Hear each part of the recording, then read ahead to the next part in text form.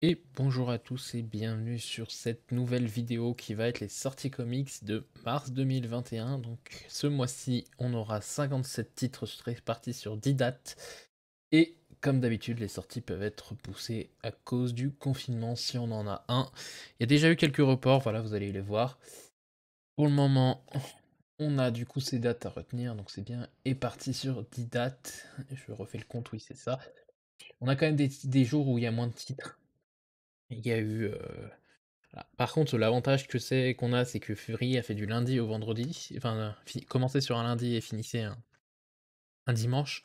Donc du coup, les dates n'ont quasiment pas changé. Pour moi, c'était quasiment pareil. Il y a juste une date, au lieu de sortir, je crois, le 20 et quelques mars, c'est décalé au 31 mars. Ils ont étalé à ce niveau-là. Donc on commence tout de suite par le 3 mars. Ah oui, j'ai oublié de vous préciser, j'ai supprimé tout ce qui était étoiles. Le système d'étoiles là que j'avais dit, je vous dirai directement si ça m'intéresse ou pas. On commence tout de suite par le Dawn of X, tome 10 du coup, qui était censé sortir le mois dernier, mais qui a été repoussé, mais on le savait déjà avant le début février, donc je crois que j'en avais déjà parlé. Dawn of X, tome 10, du coup, voilà, on continue l'ère de Hickman, hein, sous sa plume.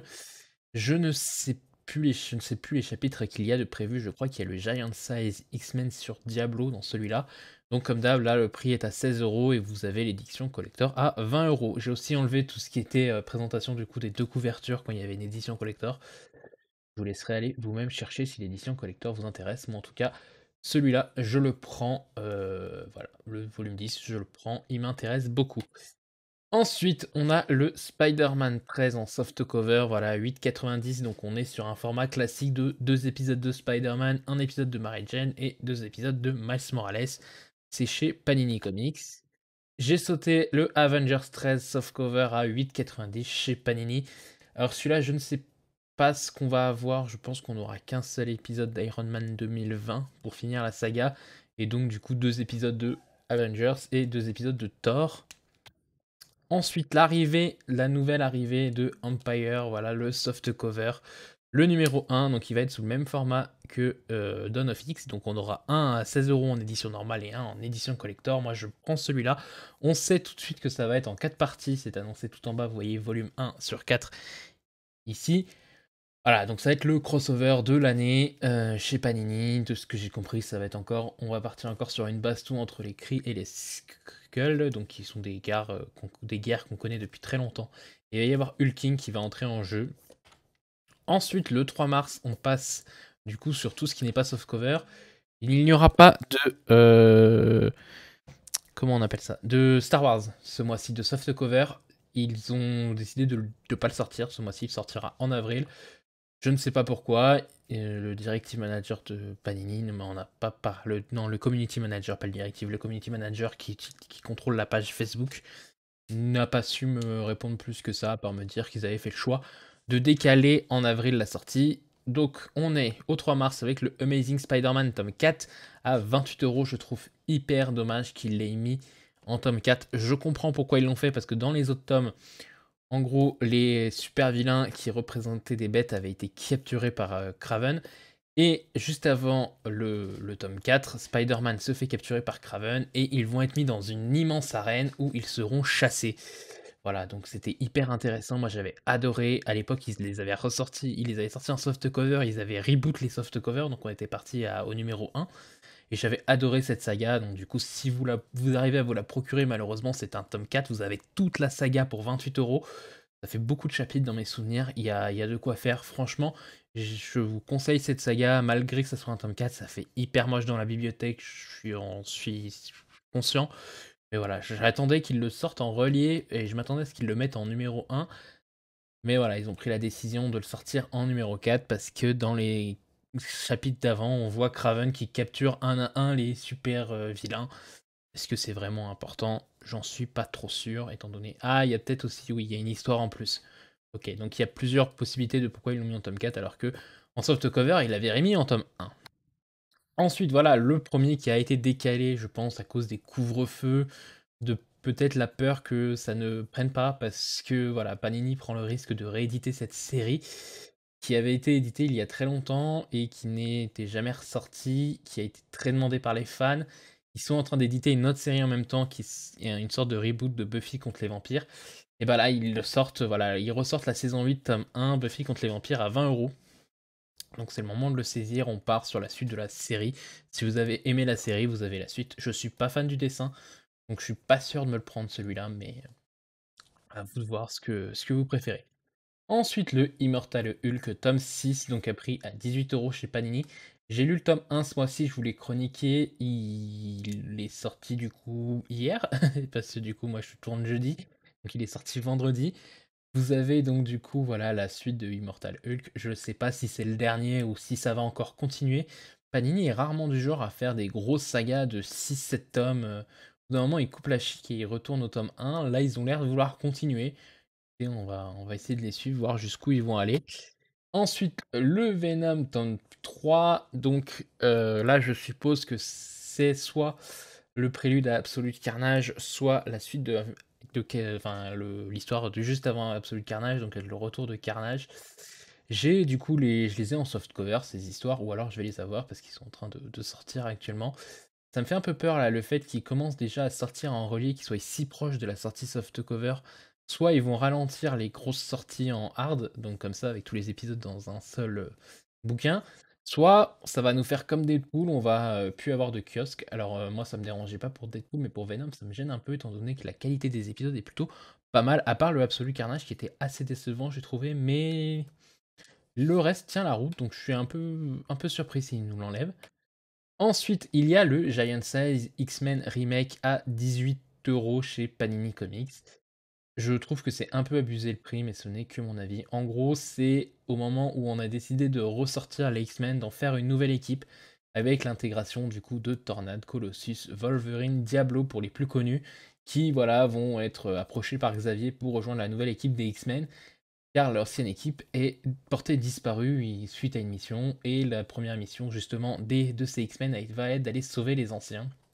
Alors je sais pas, ils ont mis remake, est-ce que ça va être recolorisé, etc. Je n'en sais rien. Faudra que j'aille voir en librairie quand il sera disponible. Ensuite, on quitte Panini pour aller chez Delcourt avec The Bone Perished, qui serait, je crois, le dernier de la saga. Voilà, ça parle de mort, de résurrection, comme vous pouvez vous en douter sur la couverture. C'est pas une saga qui m'attire plus que ça, je dois vous avouer, donc je laisserai de côté, moi, personnellement. Et ensuite, on part, je crois que c'est le dernier titre de cette journée, avec le BPRD Intégral tome 1. Donc le BPRD, c'est un groupe qu'on rencontre dans les Hellboy, ils ont leur propre saga, voilà, c'est un intégral. Donc vous en avez pour 35 € quasiment, 34,95 chez Delcourt. On passe ensuite au 5 mars, donc comme vous le savez, Panini sont les premiers à ouvrir le bal, les deuxièmes à ouvrir le bal sont Urban. Et on commence tout de suite avec l'intégrale de l'année 3, donc Injustice. Injustice avant sortait en 2 tomes par an, sauf la dernière année, je crois il y en a 3. Et Urban, voilà, après un certain temps, ils décident de les ressortir du coup au format compact, donc l'année 3, tome 3. Je sais que quelqu'un parmi vous est en train de les acheter sous ce format-là. J'espère qu'il prend beaucoup plaisir. Moi, je vais aussi le prendre sous ce format-là. J'ai les 2 premières années en single, donc 2 par année, et je vais prendre l'intégrale tome 3 parce que c'est moins cher. Et que voilà, même si ça fait un peu moche dans la bibliothèque, c'est du DC, c'est pas trop grave. Je sais que DC, je lis pas tout, mais que Injustice m'avait tellement tapé dans l'œil que j'ai hâte de lire la suite. Donc Injustice, hein, je vous en ai déjà chroniqué deux, dans mes souvenirs, oui, deux. En gros, c'est Superman qui pète un plomb et qui devient le chef du monde. Et là, à mon avis, ça va être la mise en place, parce que je vois que derrière, il y a le drapeau au niveau de Superman. Je pense que ça va être la mise en place, du coup, de son, de son on peut dire, de son régime politique, de peut-être de sa nation carrément avec un drapeau. Ensuite, nous avons Hellblazer, donc qui est une série DC Vertigo. Je crois dans mes souvenirs qu'ils en avaient fait une série. Mais voilà, comme vous savez, je suis pas très fan d'Urban Comics, je vous le présente juste là parce que il peut en intéresser certains. Donc c'est du DC Vertigo, donc c'est assez mature dans mes souvenirs cette collection. Voilà, Hellblazer à 28 €, c'est donc un intégral. C'est le tome 3, par contre, c'est le tome 3, je vous ai pas précisé, mais on le voit ici, voilà, c'est écrit volume 3, donc c'est le volume 3 qui va sortir, donc il y a 2 autres volumes avant. Ensuite, on a un Alan Moore qui est parti sur un truc un peu chelou, Donc là, c'est le tome de Alan Moore de Promethea. Alors moi, quand je vois ça, je pense à tout ce qui est sorcellerie, etc. Si vous êtes fan un peu de l'univers un peu barré d'Alan Moore, c'est celui qui a fait un gros doute. J'ai envie de dire les Watchmen, mais oui, c'est celui qui a fait les Watchmen dans mes souvenirs. Il est un peu voilà dans son monde à lui, il pète un peu plus haut que son cul dans mes souvenirs parce qu'il se pense supérieur aux autres. Donc ce qui fait que moi, j'en suis pas très fan de tout son travail. Mais voilà, il a l'air d'être parti dans un truc de Wicca, etc. Peut-être que ça pourrait en plaire à certains d'entre vous. Je vois surtout Satan en plein milieu, en fait, c'est ça qui me... Satan représenté sous forme de bouc. Si vous avez vu les nouvelles aventures de Sabrina sur Netflix, on le voit aussi sous cette forme-là. Ensuite, le 5 mars, on a... Désolé, je suis en train de me faire spammer sur Instagram de messages. On a The Mask intégral numéro 3 à 24 € chez Delirium. Effectivement, si vous avez vu le film avec Jim Carrey, et bah, il est inspiré d'un comic, sauf que le comics, dans mes souvenirs, il est beaucoup plus trash que le film, hein. The Mask, est carrément un bandit, hein. Il se sert des pouvoirs du masque pour faire des massacres de masse, etc. Je sais que ça part réellement dans tout ce qui est le délire. D'ailleurs, la maison d'édition est Delirium. Est-ce que c'est lié à ça? Je ne sais pas. Je suis étonné qu'ils sont déjà à peine à l'intégrale 3 parce que moi j'avais souvenir d'avoir vu une vidéo de quelqu'un qui présentait que l'intégrale 1 allait sortir. Ils en sont déjà à peine à l'intégrale 3, je suis étonné, mais peut-être qu'ils sortent vraiment à un rythme tous les 6 mois ou quelque chose dans le genre. Donc vous avez voilà le tome 3 à 24 €. Le 9 mars, du coup, qu'est-ce qu'on a le 9 mars? Ah oui, on a ce fameux livre qui a été décalé, donc lui, ça, je pense que c'est pareil. Donc Red Sonja, tome 1, donc c'est les aventures originales, donc les toutes premières aventures de Red Sonja. Il y avait eu sa nouvelle série qui était sortie le mois dernier, et ils avaient annoncé sortir celui-là. Mais je pense que ça fait comme Panini a fait pour Buffy, ils ont eu peur que ça ne marche pas et que ça fasse trop. Donc ils ont décalé du coup à ce mois-ci en ne sortant que celui-là. D'ailleurs, c'est le seul de la maison d'édition, de cette maison d'édition qu'on trouve ce mois-ci de sortie, voilà, pour 16 €, Red Sonja. Le 10 mars, d'ailleurs c'était le seul titre du 9, on va aller très vite. Le 10 mars, on repart sur Avengers Tom Run Out. Donc à 32 €, c'est un format Marvel de luxe, c'est le tome 1, il y aura un deuxième tome de prévu. Alors celui-là par contre je ne le conseille pas aux nouveaux venus parce que là il sort d'une saga hyper longue. En gros, il faut avoir lu les New Avengers, les Avengers, Infinity, Original Sin, et je crois qu'on peut arriver à celui-là, et j'en suis même pas sûr. Voilà, moi je les avais en kiosque à l'époque, je les avais lus, j'avais plutôt bien aimé dans mes souvenirs. Voilà, ça va être là. En gros, ça va être celui qu'il faut lire avant de lire Secret Wars, parce qu'après Secret Wars va se produire suite aux événements qu'il y a de Avengers Time Run Out. Il y a d'ailleurs, je crois, Thanos qui est concerné par cette histoire aussi. Le 10 mars sort le deuxième Fantastic Four sur la collection Must Have. Alors c'est deux tomes qui peuvent se lire totalement séparément. Le premier tome, je ne sais plus quand est-ce qu'il est sorti. Il est sorti en fin d'année dans mes souvenirs. En gros, il parlait de le fait que les Fantastic Four se retrouvent en faillite. Ils allaient devoir vivre avec moins d'argent. Et celui-là, on part tous dans tout ce qui est le multivers. On va partir à la découverte du multivers. C'est Jonathan Hickman qui est en possession de cette série. Donc je pense que c'est plutôt du pas mal, parce que Jonathan Hickman, il m'impressionne à chaque fois qu'il fait quelque chose. Il était d'ailleurs aussi à la tête de Time Runs Out, les Avengers. Donc voilà, je pense qu'on peut partir sur du bon pied avec cette saga, sachant que c'est un récit complet. Donc si vous le commencez, il sera fini à la fin du tome et vous n'aurez pas à dépenser plus de saga. Donc évidemment, il a été publié dans un long run, hein. Donc ce qu'on appelle un run, c'est quelqu'un qui fait plusieurs épisodes. Alors peut-être que vous aurez des événements, des intrigues qui se sont passées avant, mais qui sont censées être récapitulées au début du tome, et peut-être d'autres intrigues qui, du coup, seront peut-être exploitées dans de futurs tomes, mais normalement, l'histoire principale sera vraiment centrée dans ce tome-là. Ensuite, nous avons le Ghost Rider tome 2, donc c'est le dernier tome de cette saga. Donc là, on part. Alors, c'est plus le dernier Ghost Rider qu'on a en tête, c'est un autre Ghost Rider, un ancien Ghost Rider, voilà, qui va suivre ses aventures. Je suis pas très fan, moi, du personnage de Ghost Rider. C'est vraiment un personnage qui ne m'a jamais intéressé. Je comprends la hype qu'il y a autour de lui, mais voilà, c'est un personnage qui m'a jamais intéressé, et surtout que depuis qu'on a eu l'événement, la course des Ghost Rider, là, en soft cover, il m'a pas donné plus envie de le lire, et je pense qu'il est lié un peu à celui-là, Ghost Rider, voilà. Ensuite, on a Marvel Snapshot, donc c'est une nouvelle série, mais ils avaient déjà fait un truc dans le genre. En gros, là, on va suivre différents personnages. Donc, vous avez Captain America, je crois, il y a Cyclope des X-Men. En fait, du point de vue d'un d'un gars, voilà, d'une personne dans la rue qui va voir des super-héros affronter des menaces. Et je pense que c'est Snapshot parce qu'il va y avoir une histoire de photos, etc. À 18 € ça peut être intéressant. Je me suis pas penché dessus. Je vais vous avouer que c'est pas le genre de titre qui, moi, me plaît, mais ça peut intéresser des gens de voir, voilà, quel est le point de vue des êtres humains, des humains normaux, voilà, dans le monde de Marvel, quand ils voient leurs super-héros affronter les plus vilains personnages de Marvel.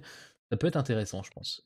Ensuite, on a le Spider-Man Vocation en must-have aussi. Donc voilà, c'est la série un peu pas chère où vous avez un récit complet.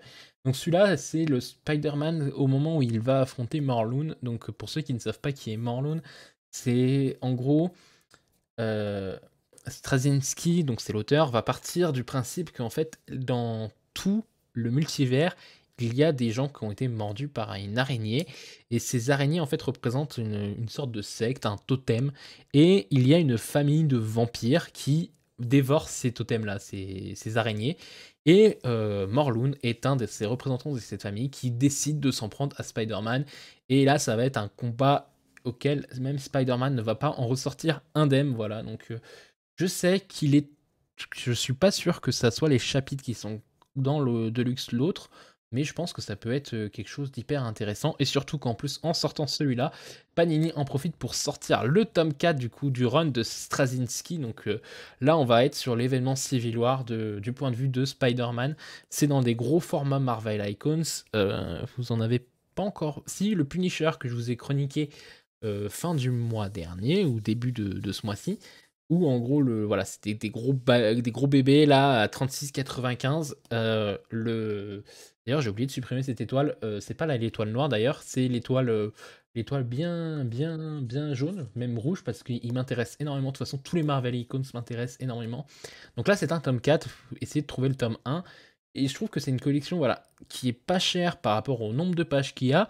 Vous avez un papier un peu, voilà, pas un papier glacé comme on a souvent sur les comics, mais c'est l'avantage d'avoir des grosses séries, des grosses sagas hyper importantes dans l'univers Marvel qui peuvent être un bon point de départ. Bon là c'est un tome 4, ok ça coûte 36,95, mais la plupart du temps vous avez 28 épisodes à peu près, alors que pour vous donner un ordre d'idée, dans un Deluxe qui a le papier glacé, et qui est comme par exemple cette saga là, voilà, vous avez juste 12 épisodes, donc vous en avez quasiment deux fois plus dans un format comme ça pour 4 € de plus. Voilà, donc c'est à voir. Moi, je trouve que c'est plutôt avantageux. Peut-être que celui-là, il aura moins de pages parce que ça va être sûrement la fin du run de Straczynski. Mais moi, voilà, je sais que j'aime beaucoup cette collection. Je cherche à les acheter au plus parce que c'est vraiment des sagas qui sont hyper fortes, qui fonctionnent super bien. Moi qui ne suis pas un très gros fan de Captain America, j'avoue que j'avais beaucoup apprécié le run de Ed Brubaker, donc j'ai lu que le tome 1 et j'ai le tome 2, faudrait que je le lise d'ailleurs. Ça va faire quasiment un an que j'ai le tome 2 parce qu'on me l'a offert pour mon anniversaire l'an dernier. Faudra peut-être que je me motive à le lire. De Captain America, et Spider-Man était l'une des prochaines séries que je voulais me faire, et je pense que du coup je vais me la faire, parce qu'à mon avis avec la sortie de ce tome 4, ils vont remettre en stock du tome 1, du tome 2 et du tome 3, parce qu'ils sont quasiment plus trouvables. Et ensuite, on a une nouvelle série voilà, qui s'appelle The 12. Donc ça va être une intégrale. Voilà, il n'y aura qu'un seul tome. En 32 €, vous avez 12 épisodes aussi du coup sur celle-là. Où en gros, dans cette série de Straczynski, en fait, on va suivre des super-héros d'antan, voilà, du siècle dernier, dans mes souvenirs, c'est dit, voilà, pendant la Première Guerre mondiale, qui vont se réveiller en 2020. Voilà. Et qui vont voir comment ils vont s'adapter, etc. C'est un peu l'histoire de Captain America. Mais là, on part quand même sur des personnages beaucoup plus vieux qui vont arriver dans le monde d'aujourd'hui avec les smartphones, Internet et tout ça, quelque chose qu'il n'y avait pas en 1900 et quelques. Donc j'ai hâte de voir ce que ça va donner, moi, de mon côté. Ensuite, on a X-Men Red. Donc, voilà. Alors, c'est un one-shot. Voilà, 32 €. C'est une série assez courte. Est-ce que je la conseille au nouveau? Moi, je sais que cette série me plaisait beaucoup au début et qu'elle est allée en décroissant, en fait. Je pense que le problème qu'il y a eu, c'est que dans cette série, c'est qu'on attendait énormément le run de Jonathan Hickman qui allait arriver incessamment sous peu. Et du coup, en fait, les autres étaient là juste vraiment pour faire tenir, pour continuer à vendre des X-Men avant l'arrivée de Jonathan Hickman. Donc on a le retour de Jean Grey, un des énièmes retours. Donc c'est pas dans celui-là. Dans celui-là, il était déjà de retour. Juste avant, fallait lire Phoenix Resurrection qui est sorti il y a quasiment 2 ans dans mes souvenirs, en relié. Peut-être pas 2 ans. Ah si, peut-être 2 ans. Je sais pas, j'ai un doute. Qui est sorti il y a à peu près, allez, 1 an et demi, on va couper la poire en deux. 1 an et demi en relié. Et là, ensuite, c'était la suite. Le problème, c'est que c'était une série qu'il fallait essayer de suivre en parallèle de X-Men Gold et X-Men Blue.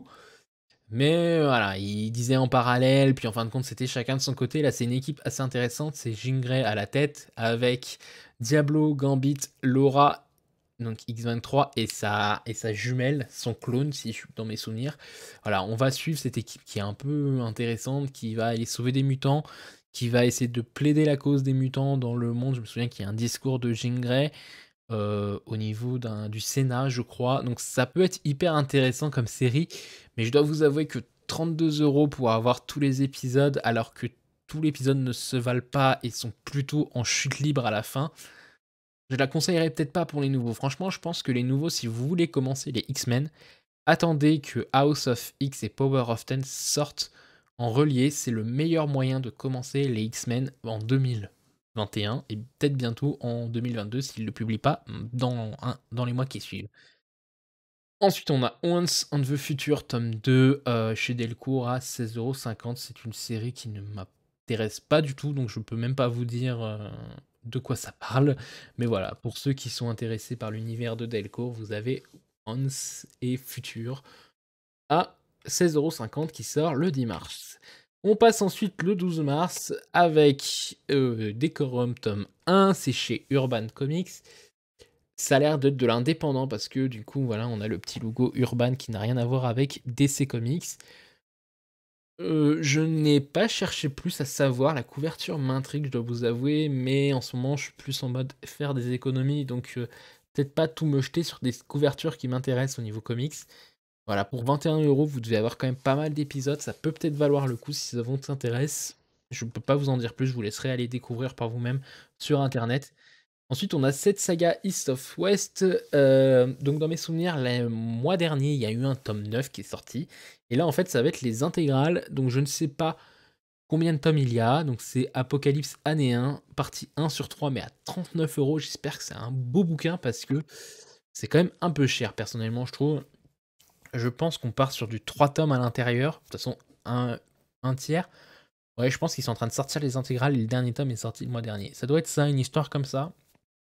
Et ils vont étaler les intégrales dans l'année 2021, voire 2022, pour essayer de rendre cette série encore plus rentable que ce qu'elle est, plutôt. Et peut-être qu'elle est vraiment rentable. C'est un truc qui ne m'a pas intéressé. On a l'air d'être dans une civilisation assez avancée. Là, je vois des vaisseaux, etc. Peut-être que ça pourrait m'intéresser. Faudrait peut-être que je m'y pense. Mais je dois vous avouer que non, j'ai pas envie. Ah, mais en plus, c'est Jonathan Hickman, donc ça peut valoir le coup. Il a pas fait que du bon, hein, non plus, Jonathan Hickman, hein. Il y a des séries qui étaient pas ouf. Mais là, en ce moment, je trouve qu'il tire bien son épingle du jeu sur les X-Men. Et ensuite, on a le dernier des dieux, tome 1. Je ne connais pas du tout non plus. Voilà, je vous l'ai mis pour que vous puissiez vous faire une idée. Mais ça a l'air d'être une nouvelle série Urban. Ah, par contre, ça a l'air d'être une série DC parce que je vois le DC Black Label. Donc, une série ultra mature, à mon avis. Pas à mettre entre les mains de tout le monde. Et ensuite, voilà, un autre qui a été décalé, le Transformer Galaxy tome 1, je vous en avais parlé le mois dernier, il a été décalé au 12 mars, voilà, chez Vestron. Les Transformers en comics, ça m'étonne toujours autant, mais voilà, c'est disponible chez Vestron. Le 17 mars, du coup, vous avez la sortie de Falcon and Winter Soldier sur Disney+, donc qu'est-ce que fait Panini? Et ben, vous allez bouffer du comics Falcon and Winter Soldier. Je crois que c'est pas le 17 mars ça sort, ça doit sortir le 19 ou un truc dans le genre. Bref, vous allez bouffer du Falcon and Soldier, et encore, ils ont été assez sages comparé à ce qu'ils avaient fait pour WandaVision, lorsque WandaVision est sorti sur Disney+, et à ce qu'ils ont fait aussi pour les sorties de Black Widow, etc., qui nous avaient sorti, enfin qui est toujours pas sorti d'ailleurs, mais qui à chaque fois, ils nous faisaient un planning de 10 bouquins, en mode, peut-être qu'on va saisir l'occasion. En gros, dans celui-là, c'est la nouvelle série de 2020, donc je pense qu'elle est en partie inspirée de ce que va avoir la série du film. Voilà, on va voir le Winter Soldier et Falcon faire équipe pour 17 €. Ensuite, ils sortent ce petit bouquin Marvelverse, Falcon et le Winter Soldier à 6,95 €. Donc, ce que j'ai compris dans cette saga-là, c'est en gros, ça va être le même format que ce que faisait Carrefour avec Panini à une époque, où en gros, on avait des petits épisodes des petits bouts d'épisodes qui étaient intéressants en fait, où on revoyait le passé, l'évolution des personnages, et cetera. Les épisodes un peu marquants de ces super-héros. Donc à voir ce que ça va donner. Ça, je pense que ça peut être une série que vous pouvez prendre en cours d'ailleurs, j'ai oublié de vous le dire, mais je pense que c'est une série que vous pouvez prendre en cours, il y a pas de enfin, c'est une nouvelle série, donc je pense qu'il y a pas de grand chose à savoir. Ensuite, on a les chroniques de Conan, donc moi perso qui ne suis pas du tout fan de Conan le barbare, je dois vous avouer, ça me passe au-dessus de la tête. Là, c'est les années 1989, la deuxième partie pour 30 € chez Panini Comics. Faut savoir que Conan est hyper cher chez Panini Comics, hein. Et ensuite, on a le dernier tome de Star Wars Dr. Aphra, tome 7. Donc voilà.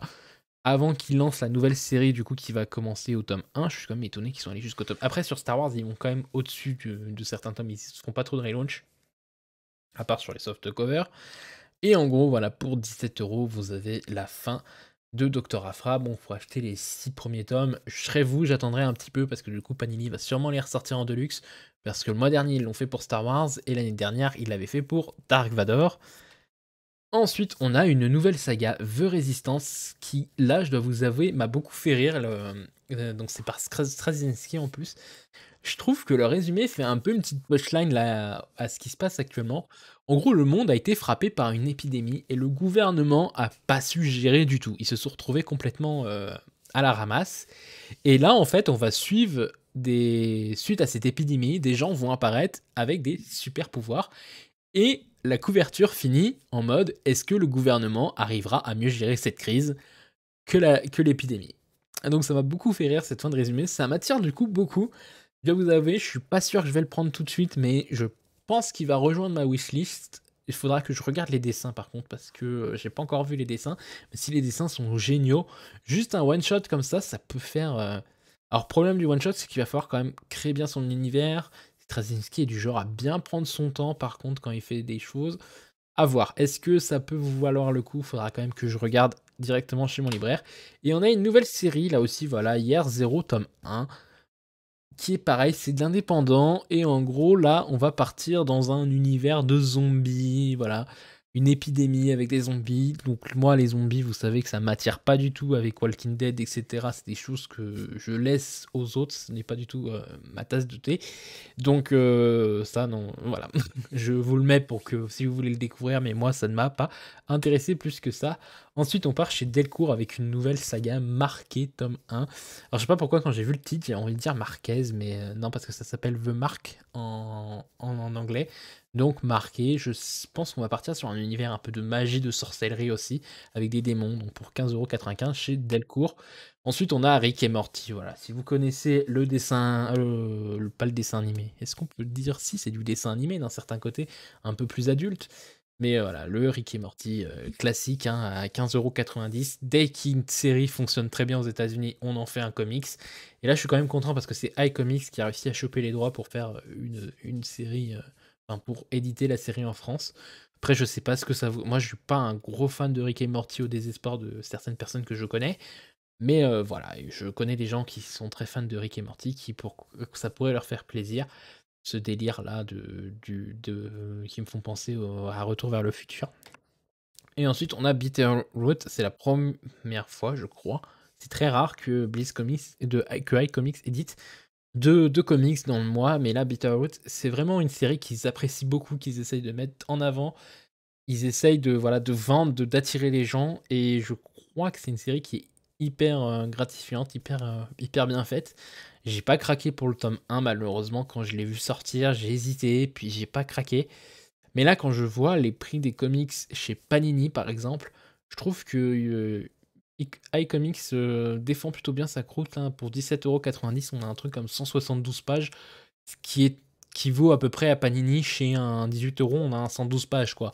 Donc je trouve qu'ils défendent bien leur croûte. Après, faut pas oublier que Panini Comics paye les droits Marvel qui doivent coûter une fortune de plus en plus. La dernière fois que j'en avais discuté du coup avec le community manager, il me disait comme quoi la licence Marvel avait limite doublé de prix depuis la sortie d'Infinity War, quoi.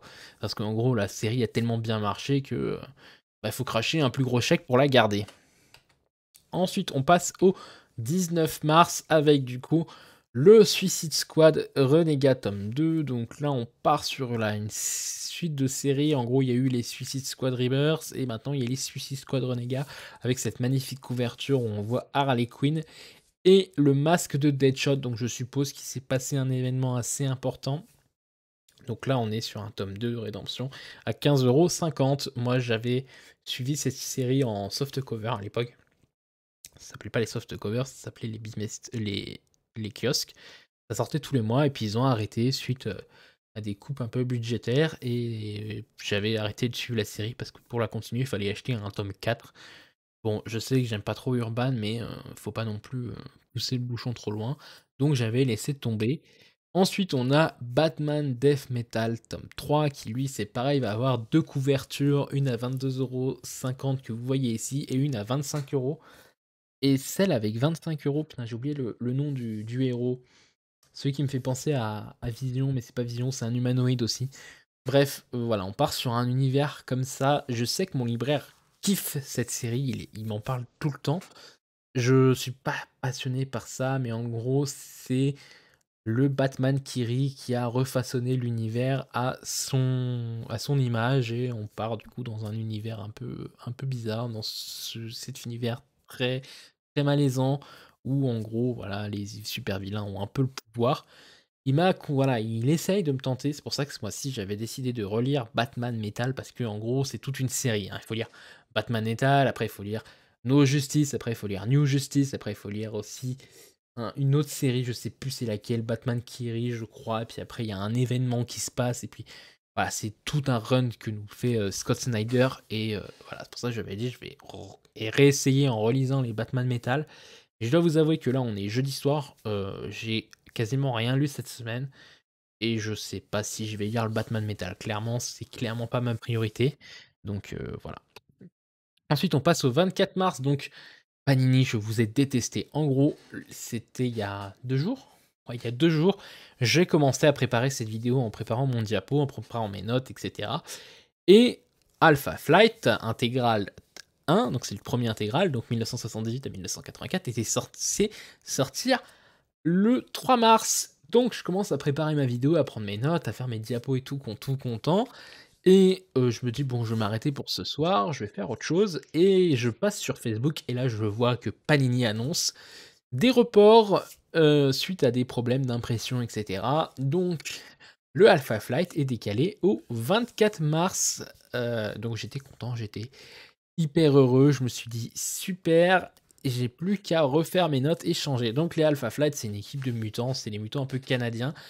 On les a aperçus, je sais plus dans lequel intégral, c'était 1978 ou 1979, où en gros ils étaient là, ils avaient pour mission de récupérer Wolverine, parce que Wolverine avant était canadien, voilà, et il se travaillait un peu pour Alpha Flight, et il a décidé de partir d'Alpha Flight, et ça a embêté énormément le gouvernement. Donc l'une des premières missions d'Alpha Flight était de récupérer Wolverine et de l'amener au Canada pour qu'il puisse continuer à faire partie de l'équipe.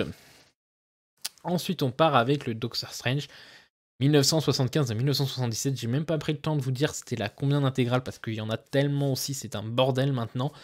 35 €, voilà. Donc, faut savoir que ces intégrales, c'est si vraiment vous êtes vraiment fan. Franchement, je les conseille pas aux nouveaux arrivants. Il y en a beaucoup qui vous diront, si tu veux vraiment tout lire, tu vas aller sur ces séries-là parce que tu vas avoir vraiment du chapitre 1 au chapitre jusqu'à ce qu'ils aient pu publier, quoi. Actuellement, les X-Men, je crois que c'est les plus avancés et on est en 1996. Donc voilà, vous avez une intégrale par an ou plusieurs intégrales selon la hype qui avait suscité cette histoire et que du coup, parfois ils en sortaient deux, parfois il y avait des crossovers, donc du coup, on te sortait plein d'épisodes en même temps. Et donc voilà, Doctor Strange a eu ses intégrales, Alpha Flight a les X-Men les ont, Wolverine là, enfin voilà, il y a des équipes de super-héros, et donc il y a des gens qui vous conseilleraient d'aller là. Moi, je ne vous conseille pas d'aller là, c'est parce que, si vous voulez, pour qu'un comics fonctionne, on vous a vendu un peu le truc, et on vous a dit, voilà, pour qu'un comics fonctionne, il faut faire des retcons, ce qu'on appelle, c'est-à-dire modifier le passé pour s'adapter au présent, pour qu'on comprenne mieux, et pour que l'histoire puisse continuer à avancer, quoi. Vous vous doutez bien que les X-Men, ça fait quasiment 60 balais qu'ils existent. Si je vous dis que Cyclope, il a que 30 ans, vous allez me dire, le gars, en 60 ans, il a pas pris une ride. Voilà. Donc, au bout d'un moment, il faut faire des retcons, il faut faire des modifications. Et c'est pour ça que je conseille cette série vraiment aux fans fans, je mets toujours des guillemets parce que vous savez ce que je pense des fans, mais voilà, c'est vraiment une série pour ceux qui adorent Doctor Strange, qui veulent en savoir plus, vous vous réfugiez vers cette série-là. Pareil pour ceux qui veulent savoir tout d'Half-Life, vous allez vers là, tous ceux qui veulent savoir des X-Men, vous prenez les intégrales X-Men. Ensuite, on a, évidemment, dès qu'il y a un truc qui fonctionne, on sort un comics. Donc Panini a réussi à choper les droits du Cyberpunk 2077 tome 1 à 17 €. Je n'ai pas réussi à trouver, après j'ai pas énormément cherché non plus, à savoir si c'était une série qui allait suivre le jeu ou si c'était un truc à part, un préquel au jeu, etc. Ils font souvent ça, des préquels au jeu, comme je pense Injustice est un préquel au jeu Injustice. Voilà, donc est-ce qu'ils nous ont sorti quelque chose comme ça? Je sais pas trop. Moi, je sais que si je le prends, ça sera pour un ami parce qu'il a adoré ce jeu, il m'en a rabâché les oreilles pendant des mois. Donc je pense que voilà, c'est un beau cadeau à faire aux fans de jeux, peut-être à ceux qui veulent découvrir l'univers sans trop, voilà, peut-être approfondir l'univers. Je sais pas s'il est vraiment conseillé aux nouveaux arrivants de l'univers, à ceux qui ont fait le jeu, à ceux qui veulent approfondir le jeu. Je sais pas. Ça peut être voilà quelque chose à creuser. Ensuite, on a cette saga irrécupérable intégrale 1 à 29,95 chez Delcourt. Je vais pas vous cacher que moi, ce qui est chez Delcourt, ça m'intéresse pas grandement. Donc, je vous les mets là pour ceux qui sont réellement fans des Delcourt. Vous savez qu'il y a le irrécupérable tome 1, intégral 1, qui sort à 30 € quasiment chez Delcourt. Et là, on a une saga The Wicked and the Divine. C'est, je crois que je l'ai noté. Attendez, je regarde mes notes. On est sur le 24 mars. C'est ça, c'est un tome 9. Donc déjà, faut avoir le courage d'aller jusqu'au tome 9, c'est à 17,50 € chez Glénat. Ça a l'air assez, hein, bah, de toute façon, tout ce qui est sorcellerie, et cetera. Je suis pas sûr de la couverture, j'ai trouvé la couverture sur un site, comme ça, c'était peut-être une couverture provisoire parce que je vois même pas le logo Glénat. Mais voilà, et je l'ai pas trouvé j'ai pas trouvé la couverture sur la Fnac, je l'ai pas trouvé sur, d'autres sites et j'ai fini par trouver cette couverture sur un autre site. Donc du coup, je me suis dit: «Je vais la mettre, comme ça on aura au moins une illustration pour voir à peu près l'univers». Donc je pense qu'on va partir sur tout ce qui est sorcellerie, démons, et cetera. C'est souvent à la mode en ce moment chez les comics. Et ensuite, on passe au 26 mars. Il reste du coup encore cette date et une autre date. Dans le 26 mars, on a la Batman mythologie Gotham City à 22,50 € chez Urban. Qu'est-ce que c'est cette saga? En gros, on va prendre un élément de l'univers de Batman et on va vous mettre plein de petits épisodes où il rentre en scène. Vous avez par exemple la Batcave, donc je suppose le premier tome était la Batcave, là le deuxième c'est Gotham City. Je suppose que pour la Batcave, c'est la première fois qu'a été introduit la Batcave dans les comics. On va vous le mettre en avant, on va le mettre dans ça. Urban en ce moment est vraiment dans cette idée de créer beaucoup de bouquins où en gros on va avoir plusieurs épisodes et vous les mettre dans un tome. Ils l'ont déjà fait pour tout ce qui est du Joker, du Justice League, du Batman, etc. Voilà, ils essayent un peu de gratter parce qu'il faut savoir que chez Urban, on a très peu d'anciens. Comparé à Panini, vous avez la collection intégrale où là on a les très vieux épisodes de plusieurs personnages, voire d'équipes. Et bah celui-là, c'est à peu près pareil. En gros, ils sont en train de sortir des intégrales un peu à droite à gauche, vu que ça fait pas si longtemps que Urban a récupéré les droits, même si pour moi ça fait déjà longtemps et qu'ils ont un rythme de parution plus léger comparé à Panini. C'est-à-dire que Panini vous sort des séries de partout. Vous en avez 20, vous avez 20 sorties par mois, alors que peut-être Urban, vous tournez peut-être aux alentours de 10. Donc voilà, il faut laisser. Urban essaye de sortir moins, enfin sort moins, essaie de sortir des choses un peu intéressantes. Moi, je sais que cette saga ne m'intéresse pas, avoir des épisodes un peu à droite à gauche sur un univers. Voilà, moi je veux un type, comme les intégrales quoi. C'est-à-dire que je vais prendre mon intégrale 1963-64, je sais que je vais avoir les épisodes qui sont sortis en 1963 et en 1964. J'ai pas besoin d'attendre d'avoir des séries comme celle-là, là, Gotham City, où j'aurai un épisode, annexe sur ça, un autre épisode sur ça. Après, ce n'est que mon avis. Ils l'ont fait déjà le mois dernier pour Double Face avec, le spécial Arkham. Ensuite, on a Flash Rebirth tome 10, donc voilà. C'est une saga que j'avais commencé à suivre aussi sur les kiosques, hein, ça fait la même chose que les Suicide Squad, donc j'avais commencé à les suivre sur les kiosques, j'appréciais plutôt pas mal, et puis après ils nous ont sorti, ils ont continué à faire les reliés en nous disant comme quoi si on voulait lire, la suite des kiosques, il fallait acheter un relié, et le relié évidemment était genre le relié numéro 4. Voilà, j'ai pas apprécié, du coup j'ai pas voulu, m'y pousser. Je l'ai fait pour Nightwing et pour Green Lantern parce que c'était des sagas qui me plaisaient, et encore Nightwing, il y avait qu'un seul tome à acheter, et Green Lantern, je les ai achetés en occasion. Flash Rebirth, c'est le tome 10, donc ça commence à faire beaucoup. En plus, il y a beaucoup de tomes à 28 € dans la saga. Alors 28 €, vous avez quand même beaucoup plus de pages qu'un tome à 15 €, hein, quand même, ils essayent, d'être un minimum, mais bon, quand tu vois à 28 €, je trouve que Flash, c'est très souvent qu'on a des tomes où ça finit vite à 28 € dans les séries. Flash, je sais pas, c'est peut-être un personnage qui marche du tonnerre aux États-Unis pour qu'il puisse sortir autant d'épisodes sur cette saga. Parce que la dernière série dont j'ai souvenir qu'il soit allé aussi haut chez Urban, c'est Batman Rebirth qui allait jusqu'au tome 12 ou 13. La Flash Rebirth, il est au tome 10, sachant qu'ils ont déjà fait ça plusieurs fois, et la plupart du temps, quand c'est un tome à 28 €, on peut dire qu'il y en a deux, donc ça veut dire que voilà, Flash, il tire son épingle du jeu aux États-Unis. Voilà, donc si vous voulez commencer la saga, vous pouvez commencer au tome 1, parce que moi, j'avais pas lu la première série de Flash et New 52, j'avais commencé au Flash Rebirth. Voilà, c'était une série assez sympathique à suivre. Les dessins étaient plutôt jolis dans mes souvenirs. Oui, j'ai des souvenirs de dessins un peu originaux, très, très jolis. Donc voilà, si vous voulez commencer originaux, des dessins originaux d'ailleurs, on dit. Si vous voulez commencer Flash Rebirth peut très bien aller, mais par contre, vous engagez sur une série de 10 tomes, quoi. Faut vraiment avoir. C'est un truc, je pense qu'on peut vraiment reprocher parfois. En fait, il n'y a pas de bonne école. Parce qu'on peut le reprocher à Panini de faire très souvent des retours au numéro 1 pour faire en sorte que le public y aille, mais les numéros 1 sont un peu piégeux, parce qu'un numéro 1 ne veut pas forcément dire que vous allez rentrer dans l'histoire, ça va être une toute nouvelle histoire, on va vous en prendre comment Captain America est devenu Captain America. Non, vous allez peut-être prendre une histoire qui était en cours, mais ils ont mis un numéro 1 parce que la série commence à s'éterniser, et qu'il fallait apporter de la moulasse, parce que un tome 5 vend moins qu'un tome 1. Et et Urban prend l'autre partie de sortir très souvent tout un run complet en tomes, ce qui fait que la plupart du temps, ça va en décourager certains. C'est-à-dire que moi, tu viens me dire qu'il faut que j'achète 10 tomes pour acheter 9 tomes de Flash Rebirth pour acheter le nouveau. Clairement, je vais te faire un peu la gueule. Je vais te dire, eh ben mon coco, je l'achète pas. Et donc, tu as les deux écoles qui s'affrontent, et on voit tous les deux les points faibles. Alors, est-ce que ça vient pas des États-Unis du fait de laisser les auteurs si longtemps sur une série qui fait que du coup, on a des 10 tomes à acheter? C'est un autre débat.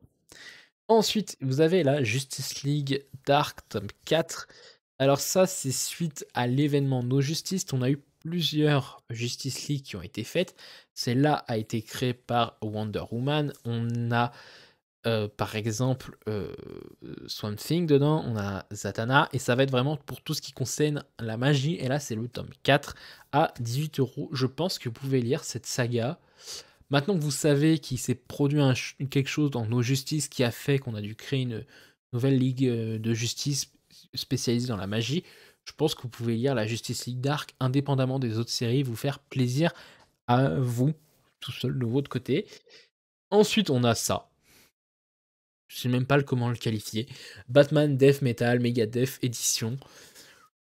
Voilà, pour 10 €, je vais pas faire mon chiant, mais je trouve, voilà, je suis pas fan de l'idée. Après, je peux comprendre que ça attire un autre public. Voilà, ça va être un truc, à mon avis, sur la death metal, avec le Batman Kiri, c'est ça, ouais, le Batman Kiri. Voilà, chacun ses goûts. Ensuite, on a Ascender, le tome 3. Donc là, je crois que c'est toute une histoire avec une IA, etc., de la science. C'est pas quelque chose qui m'intéresse beaucoup, c'est de l'indépendant, ça fait pas partir de DC, ça peut être intéressant. Pour ceux qui pourraient être fascinés un peu par tout ce qui est la technologie, moi ça m'a pas tapé dans l'œil.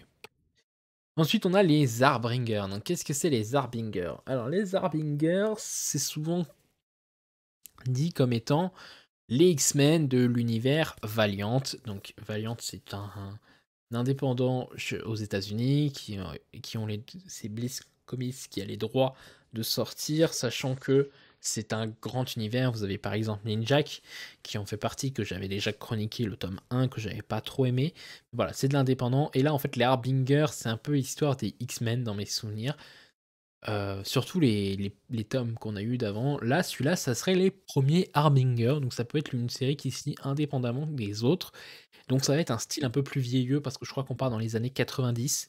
Voilà, donc à vous de tenter si vous voulez. Moi, je sais que j'avais testé une fois le Harbinger de base et j'avais pas aimé. Mais voilà, chacun ses goûts, chacun trouve son bonheur là où il va.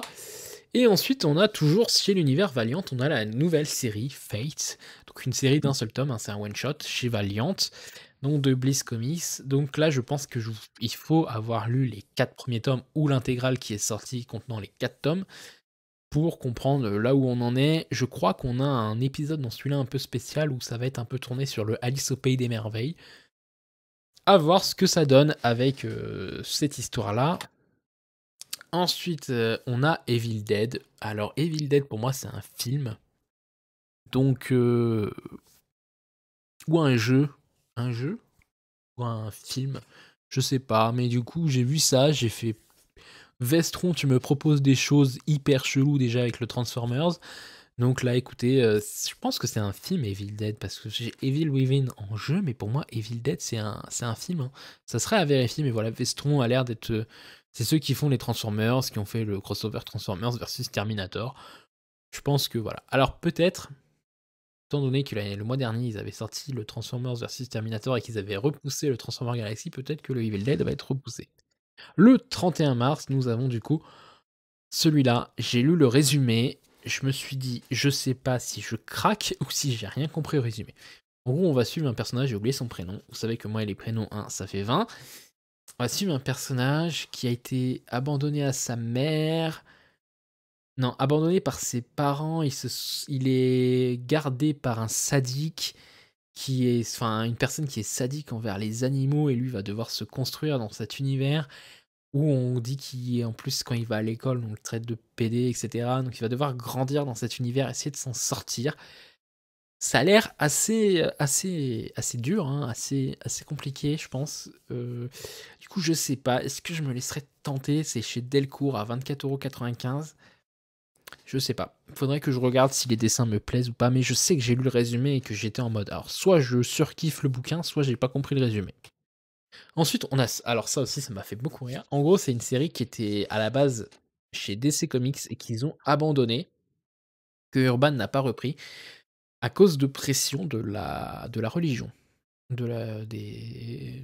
Comment on peut dire? Des syndicats? Non, c'est pas vraiment des syndicats. Bon, bref, des religieux, ils ont fait pression pour arrêter ça. En gros, on part sur une parodie un peu de l'univers de Batman, de Superman, où en gros, vous avez l'homme le plus fort de la Terre, qui a Dieu, qui lui confie comme mission son fils, donc Jésus, qu'il va devoir l'élever, etc., lui montrer. Donc c'est une série assez courte qui a été très vite abandonnée. Ah bah c'est verset 1, donc peut-être que ça peut, ça peut marcher, hein. Peut-être qu'il y aura plusieurs épisodes, mais je sais que c'est une série plein d'humour, voilà, un peu pour se foutre de la gueule des religieux et puis de l'univers de Batman, Superman, etc. Donc ça peut être drôle, voilà, il faut prendre ça avec l'humour. Je pense pas au sérieux. Moi, perso, ça ne m'intéresse pas trop, mais ça peut en intéresser certains. Et enfin, parce qu'il en reste plus que deux, ça va être quasiment les mêmes de la même collection, parce que voilà, hop, je vous les montre tout de suite. C'est les intégrales de Spider-Man. Donc là, c'est le 1972, c'est une réédition. Parce qu'il était sorti, il était plus trouvable. Donc là, ils ont ressorti l'intégrale de 1972, avec du coup à 35 €, avec sûrement tous les épisodes de 1972. Donc voilà, vous allez retrouver Spider-Man. Comme je vous ai dit, c'est pas la collection que je vous propose, mais après vous avez celle-là où Spider-Man était en noir. Donc c'est 1987-1988, j'ai oublié de préciser. Pour 35 €, voilà, vous avez tous les épisodes de 1987 et 1988. Voilà, écoutez, je pense qu'on est plutôt pas mal, hein, c'est la fin, juste après. Je vous propose du coup, bah écoutez, si ça vous a plu, de vous abonner. N'hésitez pas à dire en commentaire que cette vidéo vous a plu.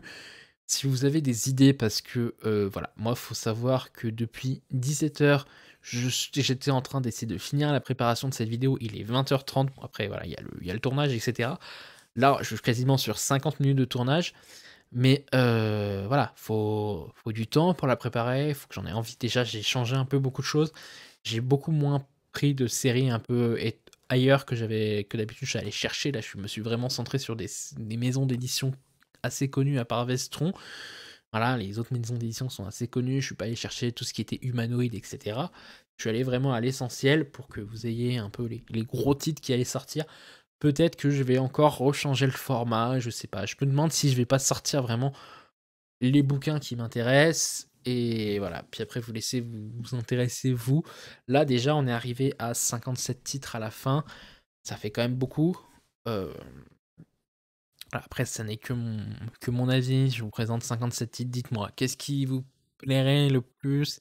Est-ce que je continue sous ce format-là? Est-ce que voilà, est-ce que j'arrête peut-être ce format aussi? Parce que voilà, j'avais comme objectif que fasse à peu près 30 vues sur le premier, on les a quasiment fait, donc l'objectif est un peu rempli, mais est-ce que ça vous intéresse réellement? Est-ce que vous vous noyez pas dans toutes ces sorties? Je sais que Lully avait déjà dit dans son commentaire qu'elle s'était un peu noyée avec toutes ces sorties. Est-ce que voilà, il y a d'autres choses qui vous intéresseraient? Est-ce qu'il y a des choses que vous voyez comme axe d'amélioration à donner?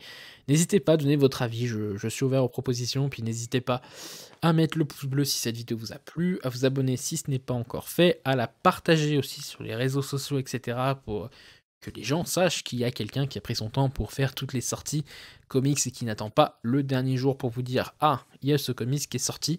Cette vidéo du coup va être publiée samedi, voilà, je vous la publie samedi pour que vous sachiez à quoi vous attendre. Sur ce, je vous laisse, vous voyez, il y a mon chat qui est en train de taper l'incruste et commence à en avoir marre que je passe ma vie sur mon PC. Sur ce, à la prochaine, bye tout le monde!